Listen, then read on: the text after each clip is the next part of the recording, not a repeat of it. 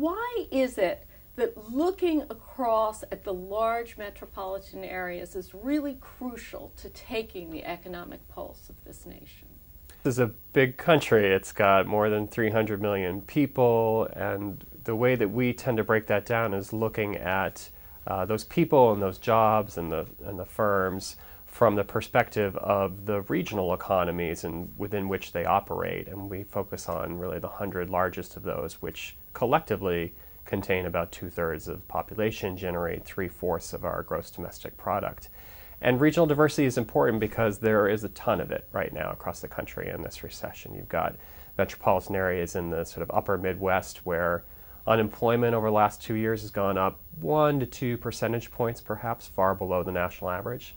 And there are others in California and Florida where it's doubled, tripled, it's gone up perhaps 10 percentage points. So in some ways, there is no national recession. There's a collection of metropolitan recessions going on around the country. Everybody's been affected, but by tremendously different degrees. And I think that matters for the way that we address it and the way that we talk about it too, so that it resonates with people on the ground.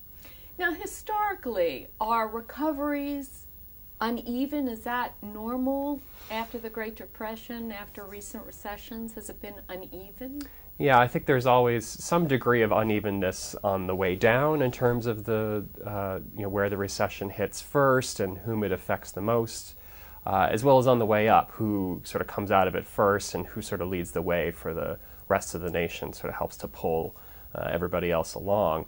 I mean, what's different this time is that everybody's been affected. If you look at the recession in 2000, 2001, even the recession in the early 90s, there were some regions of the country that escaped it in terms of job losses, escaped it in terms of declining output.